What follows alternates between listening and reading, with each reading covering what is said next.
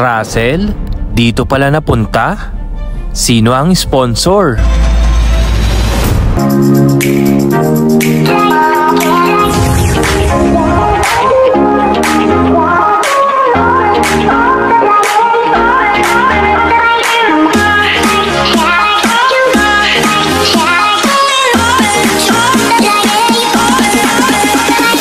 Mga babae, magandang umaga at ngayon po ay papunta muna kami ng Mindoro dahil house blessing po nung aking tindahan doon ang Pugong Biyahero merchandise and sinama ko po muna ulit.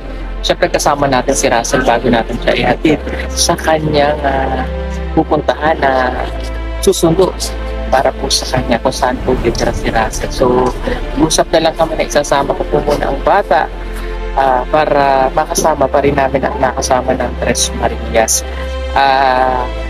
Mga 5 days kami dito sa Mindoro, tapos sa 26 to 27 ay babalik na rin po ulit kami ng Davao dahil marami pa tayong kailangan gawin doon.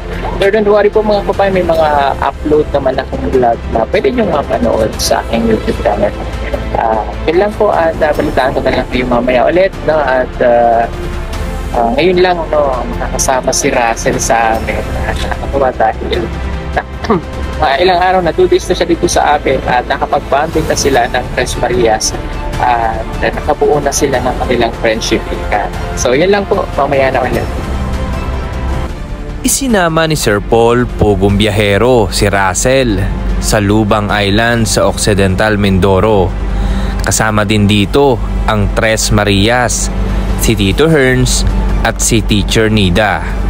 Dito nga ay first time niya makasakay ng barko at ang Tres Marias naman ay pang-apat na nilang nakarating dito sa Mindoro. Nalula kaya nga si Russell? Yan yung pausa, nalulula yan, nahihilo yan. Nahihilo ka? Ha? Hindi ka nahihilo? Oo. Nalulula ikaw? Hindi. Nalulula? Hindi po. Kaya?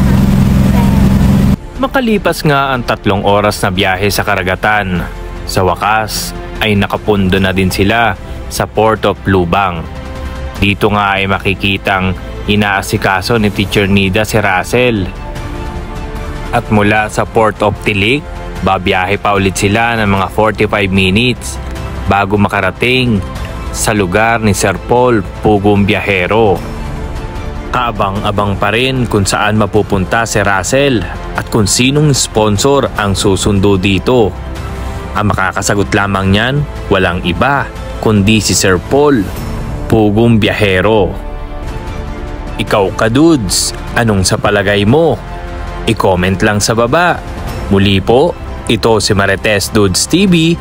Hanggang sa muli, see you po ulit sa susunod na reaksyon. Bye-bye!